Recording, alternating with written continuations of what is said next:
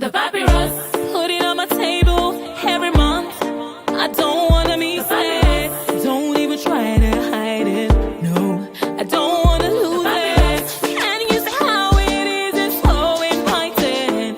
The papyrus, we're all so online. The papyrus, put it on my tab every month.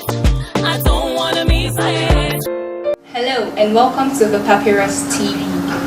I am Francis Favor, and today we will be meeting with a great woman, a philanthropist, someone who has put smiles on the face of others, a lawyer, someone who brought joy to the hearts of many children. I am talking about no other person than Sewuese Lynda Tofi. Good morning. It's great to have you. Thank you. So can you tell us about you? Tell us about this woman. Okay. Like you rightly said, I'm Sewuese Tofi. I'm a lawyer, and basically that's who I am. Literally, that's who I am. Then that's just that. Okay. So tell us about you while growing up. What were those experiences you had? Okay. While growing up, I'm from a polygamous home, very big one. So there will be so many challenges of stepmothers. Though I didn't actually experience any wicked stepmother because of my mom. So I had a very beautiful childhood until after secondary school. Okay. When did you have your first child? When did you have your child, and what were those experiences? How old were you? Okay, I was 19. It wasn't funny because I left secondary school a little bit late. So after secondary school, like every mom would expect every child should go to the university without, or every child should get married before producing kids. But mine was a little bit different. Mine was different. I got pregnant, so it was quite a big deal because of my maternal side, which normally from every polygamous home you are always closer to the maternal than the paternal. So it was a big deal because I was like the first to have a child, or to be pregnant rather. So it wasn't easy. The acceptability in my family wasn't that. It wasn't easy. That's all I can say. It wasn't easy. They found it very difficult to come to terms with what happened. But with time, like 5 months, my mom's, I'm sure she sat over it, she thought over it, and she said, see, this is my daughter, she needs to come back. And even while I was pregnant, I still wrote my JAM.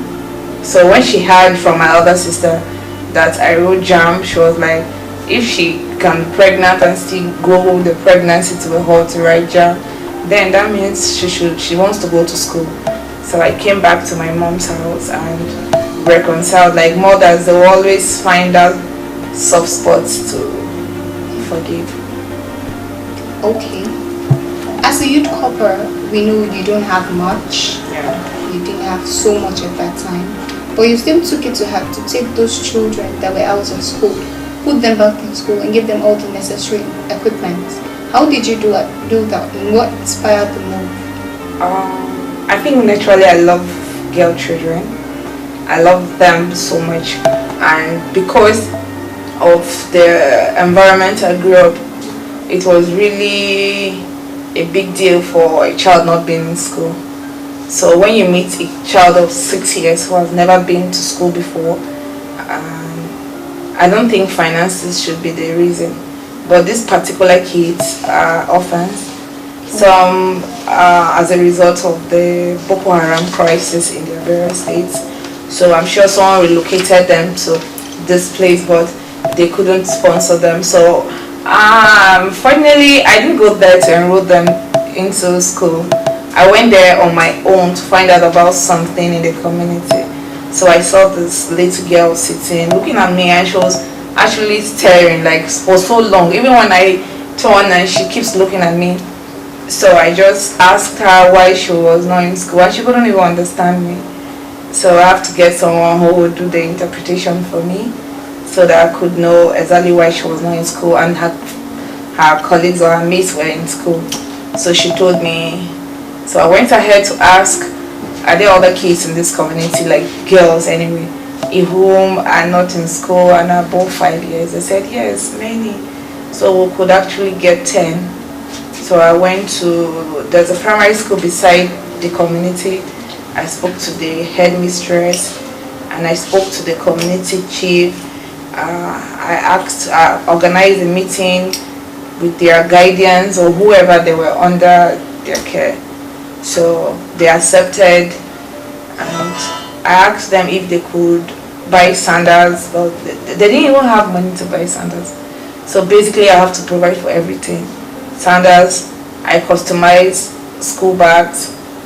I customized the school bags for them. I bought sandals, stockings, lunchbox, everything they needed to start up school. So I took them, enrolled, and they started. Though I visit them twice every term, just twice every term. The beginning I go there to pay the fees, and the last part to know if they have problems. So far they have been good. Yeah, that's great. Thank you. How did you get to finance your project? Is there any major source? Basically my money, and I do some little buying and selling of some things I do. And then when I handle that, I have some clients, I do some of the corporate works for some people. So as soon as the money comes in, and I just look at my money, I say, okay, this is what this program is going into. But actually it's not just these kids here. I have some other kids. I don't like including 2 of 5 family members. And I have some other kids too. So the little corporate works I do, I put in them there's some 2 persons that at least they try to support. It's not been easy, but when you want to, humanitarian work is a work of God, and it's just only God that can pay, because you have to do it from your heart. You have to be ready to do it from your heart. You have to put yourselves in people's shoes. If you put yourselves in people's shoes, there are a lot of things you will do without minding how difficult it will be. So for me, it's just normal. Okay. Is this the only voluntary work you're doing, or there are others? This is the one that has to do directly with me, which is the enrollment of girl child back to school. But I do advocacy programs. I've tried to engage myself with so many organizations that are into child abuses. I create awareness.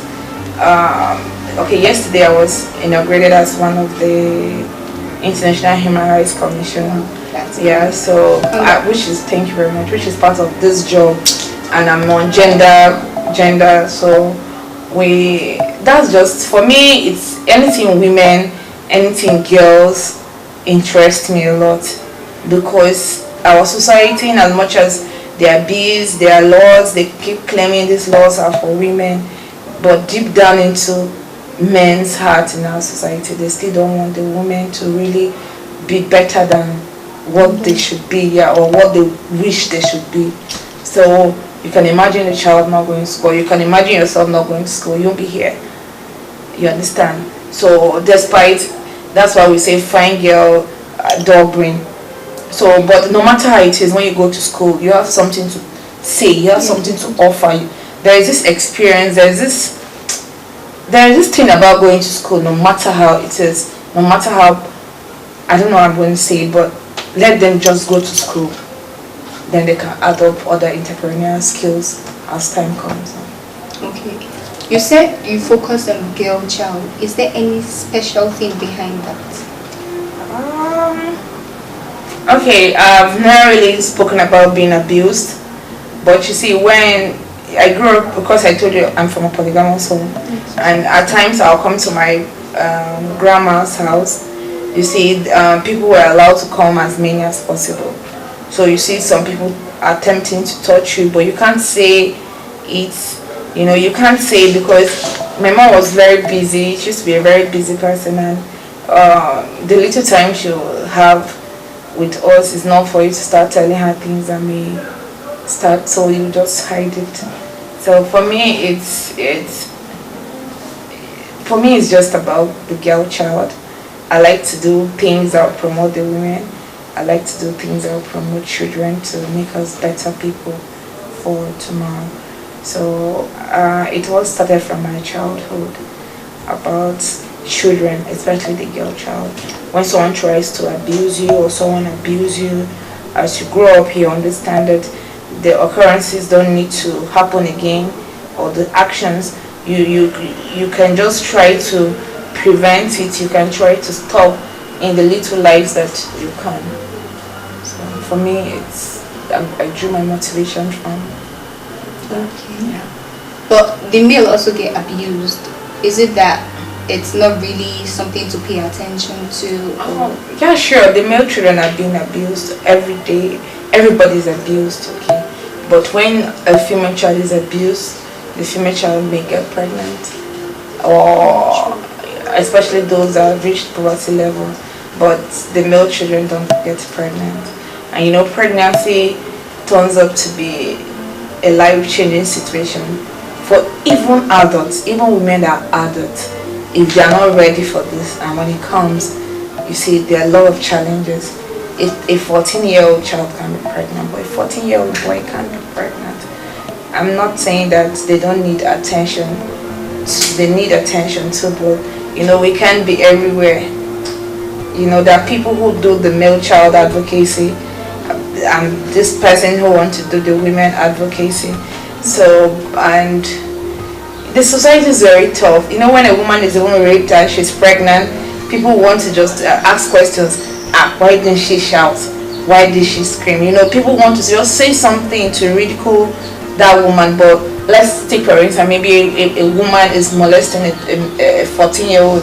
He can't be pregnant. The highest he can do is to say, this woman is doing this. Let's pray if there are no infections. Even at that, if there are curable ones, you can cure. But you see, women, there is so much on the women, the gender. So we just need to concentrate on them. And you know, women produce kids. So just imagine an abused woman who wasn't really given attention to. When she grows up, what does she have to offer? If she gets married, what does she have to offer into the lives of her kids? You know, many things will look normal to her. So because women are the producing factors of the society, they should be given more attention, because they are going to bring out offsprings, and these offsprings are going to be male also. So when proper care is given to them, I'm sure the society will be more, it will be better for everyone. So great. Thank you. Is there any project you're working on right now? Okay, right now, the kids are on break. Most schools all schools are on break now. Because of this new organization, unfortunately, they have lined up all manner of activities throughout this year. So, and I would like to give it my best shot, because it's an international organization. The Nigerian committee just started. I don't even know who nominated me. They just called me some months ago that when they come for the inauguration, this is my position, this is why I've been at the career and all that. So their projects actually align with what I would like to do. But me on my own as a person, and I would like to go to schools. After the resumption, I'll be going to schools to create awareness, because most of these secondary boarding schools, a lot happened there. I'm sure you are aware of this Kuje issue. You know, you can imagine if no one spoke about it. So these things are happening in secondary schools. Ensure that the secondary school mates are doing things among themselves that they don't really know. So we're trying to create awareness in schools. We're going to start in schools, primary schools, which we'll just get some primary schools and some secondary schools that will just do the awareness. And maybe in the process we'll still have kids that will enroll back to school. That's just it for now. Okay. There are people that want to go into this aspect, like taking care of children, putting them back in school, but they don't know how to go about it. So what can you say to those set of people? Okay, you know, the issue of trafficking has really slowed down things, especially for children, taking care of children that you don't know. A lot of people feel, oh, she's coming or he's coming to systematically lure these children into other things. But if you want to take it up like an NGO, you know what to do. You're going to register it with corporate affairs. I can actually do it for anybody, but you first of all register the organization or the NGO that you want to use as a shade to do your humanitarian services. So you go into them. Financing may not be easy, except there are some persons who are working and they decide to say every month this is what I keep aside for humanitarian or charity works. So theirs is a different case. They're already determined to do whatever they want to do with their personal funds. But you know, it always go beyond personal funds because you have other people you need to take care of. So it's a personal decision and it's from the heart. You just make up your mind that whatever happens, you're not stopping. You're just going to keep doing it. And with time, you will see other persons will key into it. For like me, I have just two people. Like I always say, in as much as it's not much, for them to always remember school have resumed. Let me support the little I have to support. Okay, the kids standard sport. So anybody who wants to go into this, I will encourage them. In as much as it's not profitable like any other business, but it's profitable because it's so satisfying. It satisfies you and it makes you can't tell. You know, in this life you can't tell where you meet up somebody and the person will be in your face telling you, you did this for me, you did this for me, and because of you this is how it has been. So it's like charity work. I always say that it's God's work. Thank you very much. Thank you.